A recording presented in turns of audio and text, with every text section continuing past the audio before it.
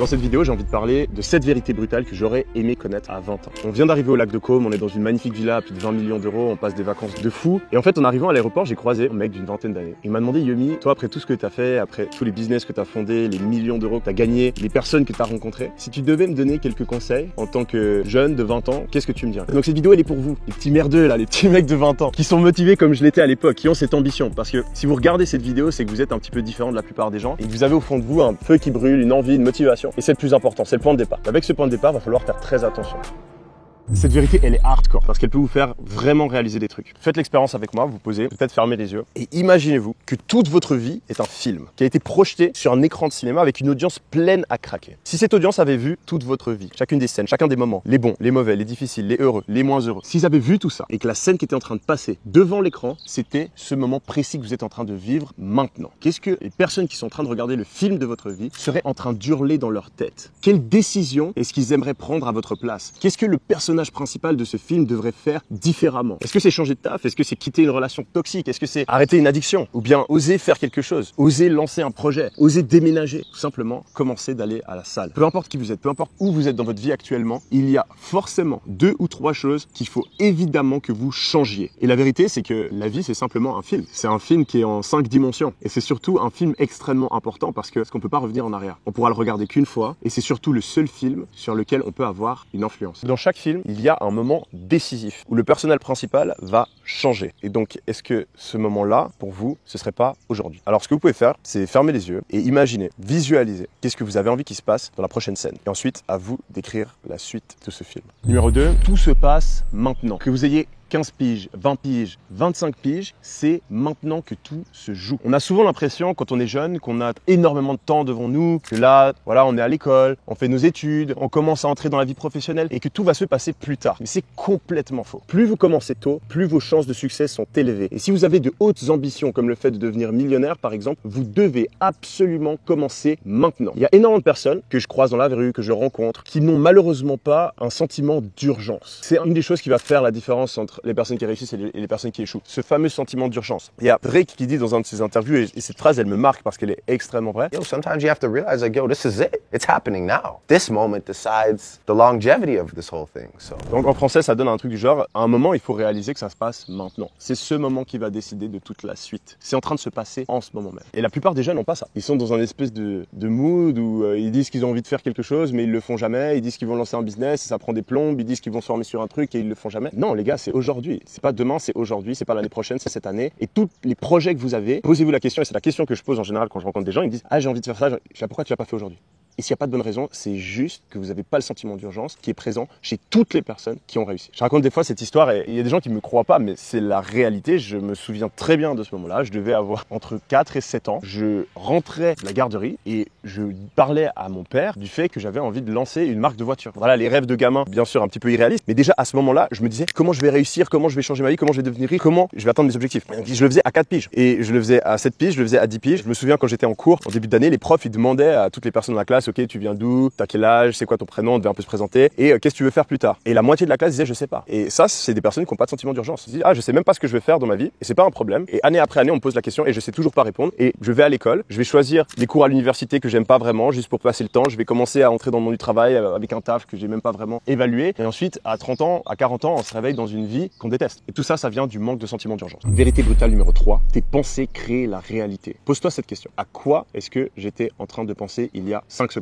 Est-ce que c'était positif ou est-ce que c'était négatif? À quoi est-ce que tu as pensé depuis que tu t'es réveillé? Qu'est-ce que tu t'es répété dans ta tête? Parce que ce que tu te répètes va avoir une influence énorme sur ta vie. Imagine avoir un pote qui commente tout ce qui se passe dans ta vie. Tu vas dire bonjour à quelqu'un, avoir une interaction, et il va te dire ah ouais, c'était un peu gênant comment tu t'es comporté. Tu vas poster une photo sur Instagram et il va te dire ah je sais pas trop, t'es un peu moche sur cette photo. Tu vas essayer de lancer un business et il va te dire je pense pas que ça va marcher en vrai, t'as pas vraiment les compétences. Ce pote-là, tu l'écouterais probablement pas. Mais par contre, quand les mêmes phrases, les mêmes doutes, les mêmes conneries, elles te sont dites par la petite voix qui est dans ta tête, là tu l'écoutes. Et c'est souvent comme ça, les ennemis qui sont les plus proches de nous sont les plus dangereux et sont ceux qu'on voit le moins. Et les pensées que tu as eues, que tu as maintenant et que tu auras dans le futur peuvent être soit les plus grands ennemis, soit les plus grands alliés de ta réussite. Du coup, ce que je t'invite à faire, c'est simplement d'être attentif et d'analyser à quoi est-ce que tu penses pendant la journée. Et ensuite, Ce qui est super important, c'est de réaliser que les phrases que tu te dis, les manières dont tu interprètes la réalité, eh bien tout ça, c'est en ton contrôle. Tu peux littéralement décider d'être une personne confiante. Tu peux décider d'être une personne heureuse. Tu peux décider d'être une personne positive.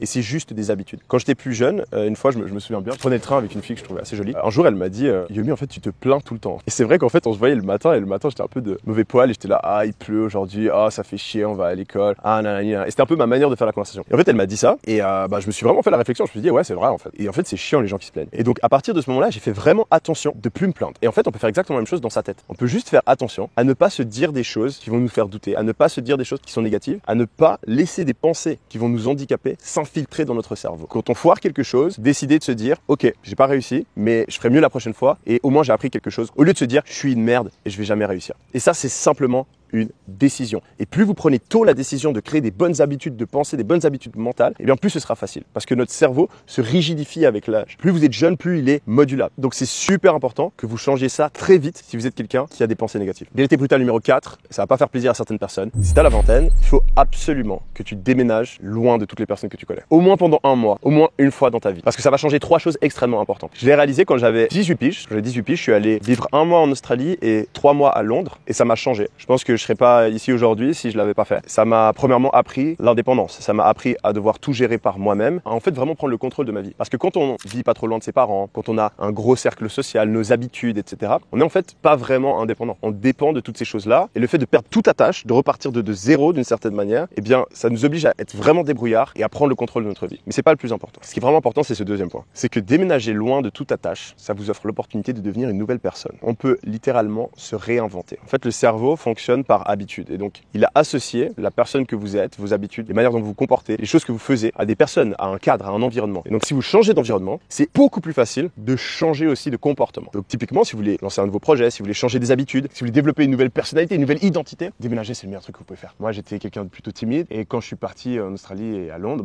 je suis devenu beaucoup plus extraverti parce que c'est quelque chose que je voulais changer chez moi. J'étais quelqu'un de plutôt peureux, qui n'osait pas trop prendre de risques et justement, le fait de partir tout seul à l'étranger, de devoir me démerder, ça m'a fait grandir. Et donc, plus vous faites ça tôt, plus vous allez comprendre qu'en fait, dans la vie, on peut changer. Ce qu'on a été par le passé n'est pas forcément ce qu'on sera dans le futur. Et finalement, et ça c'est le dernier point, c'est en fait, déménager comme ça fait un peu peur quand on est jeune, surtout si on a eu des parents qui étaient très présents. Moi, personnellement, je me suis rendu compte pendant ce voyage-là qu'en fait, ça va quoi. Qu'en fait, il n'y a rien de dangereux. On peut partir dans un autre pays, on peut être dans des situations où on ne sait pas trop comment on va gérer. Et en fait, au final, tout se passe bien. Et donc ça aide à prendre des risques. Parce que dans la vie, souvent, on a un peu le syndrome du plongeoir. Je ne sais pas si vous avez déjà sauté des 5 mètres ou 10 mètres à la piscine. En fait, quand vous montez les escaliers, et surtout pour la première fois, on a extrêmement peur. On est en mode, waouh, c'est haut, c'est peut-être dangereux, mais qu'est-ce qui va se passer si je fais un plat? Est-ce que je vais me faire mal? Et ensuite, on saute. Et on se dit, mais c'est que ça. Et en fait, c'est rien, c'est que dalle. C'est exactement ça qui se passe. Déménager, ça fait peur à énormément de personnes. Partir dans un autre pays, perdre tout contact avec sa famille, ses proches, ça fait peur. En fait, on se rend compte qu'en fait, ça va. Et c'est la même chose quand on veut lancer un business, quand on veut changer de carrière professionnelle. On a beaucoup de peur. Et en fait, au final, ça va. Donc, c'est vraiment un conseil que je donne aux jeunes. Idéalement, si vous êtes aussi intéressé par le business, etc., assez ambitieux, essayez d'aller dans une grande ville. Parce que les mentalités sont différentes. Dans les grandes villes, vous allez rencontrer toutes les personnes les plus ambitieuses. Vous allez rencontrer des personnes qui sont meilleures dans leur domaine en général, peu importe qui vous intéresse. Et ça vous donnera aussi un point de comparaison. Parce que c'est facile d'être le mec le plus ambitieux de son petit village. C'est facile d'être le meilleur dans ce que vous faites dans un petit endroit, mais d'être le meilleur dans une grande ville, c'est beaucoup plus difficile. Et donc ça va vous stimuler. Vérité brutale numéro 5. Dans les situations sociales, au lieu d'être obsédé par tes pensées, commence à observer les autres. C'était mon cas. En fait, quand j'étais dans les situations sociales, j'étais en train de penser à ce que je devais faire, ce que je devais dire, pas dire, la manière dont les autres me percevaient. Est-ce que je dois dire cette blague ou pas? Est-ce que je dois me taire, prendre la parole? À part augmenter le stress, nous faire être moins naturel et nous mettre un peu dans cet état de timidité et de doute, eh bien, toutes ces questions, elles servent à rien. Le but, c'est d'être sans filtre parce que quand on a notre vraie personnalité, on va déjà être plus charismatique et ensuite, on va simplement être nous-mêmes et donc connecter avec les personnes avec qui le courant passe vraiment. Ça sert à rien de s'inventer un faux personnage afin d'avoir des amis, afin de rencontrer quelqu'un, parce que c'est pas vous au final. Donc si quelqu'un n'aime pas votre vraie personnalité, eh bien tant mieux. C'est une personne avec qui de toute façon, vous allez probablement pas être pote. Par contre, il y a un autre truc qui est très utile, au lieu de se poser toutes ces questions, c'est de se mettre un peu à la place des autres. Parce que la petite voix qu'on a dans notre tête, eh bien les autres ils l'ont aussi. Et donc réussir à savoir ce que les autres sont en train de penser, les doutes que les autres personnes ont, les envies que les autres personnes ont, ça vous donne énormément d'informations. Personnellement, quand je suis dans une situation sociale, quand je suis en train de parler à quelqu'un, j'essaie de me dire, ok, qu'est-ce que la personne pense? Quelles sont les émotions que la personne ressent? Et en fait, ça va très vite, hein, parce que la plupart des gens ne le font pas. Mais si vous le faites, vous allez vous rendre compte qu'au bout de quelques semaines, vous allez être capable de lire les gens. En fait, ça vous donne trop d'informations. Ça vous permet de voir quand quelqu'un est un petit peu mal à l'aise et de le rassurer. Ça vous permet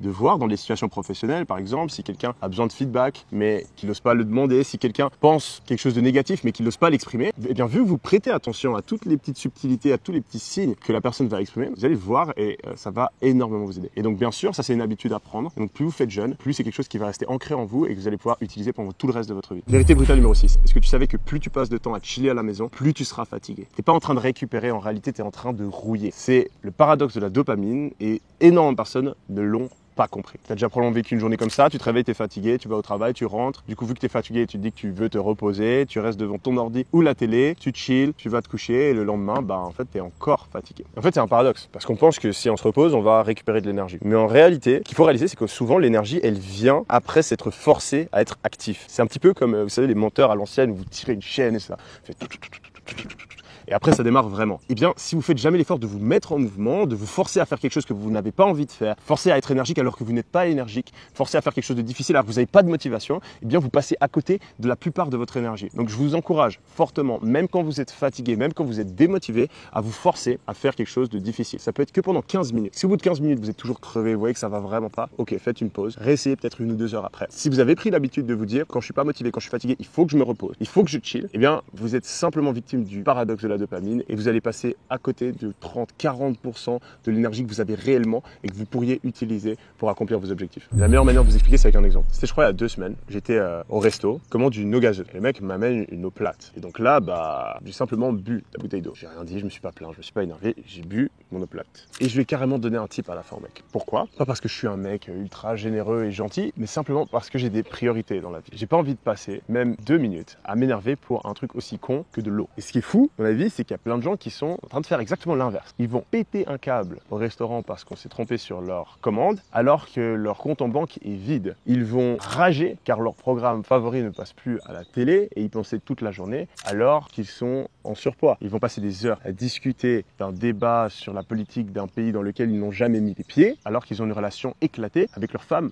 ou leurs enfants. La vie est une question de priorité. Analysez, réfléchissez, trouvez quelles sont les choses qui sont réellement importantes aujourd'hui et le reste, on s'en fout. Gardez vos émotions, gardez votre énervement pour ce qui compte réellement. Ce serait vraiment top si vous pouviez prendre le temps de me dire dans les commentaires si vous aimez quand je fais des vidéos comme ça, un petit peu plus posées et en dehors du studio. Si c'est le cas, je le referai, mais ça demande un petit peu d'organisation, donc je le ferai seulement si vous me le dites, seulement si vous likez. Et puis si vous avez envie de progresser dans votre vie, je vous laisse avec une des vidéos que j'ai tournées récemment qui pourrait vous être grandement utile. C'était Yomi, allez, ciao!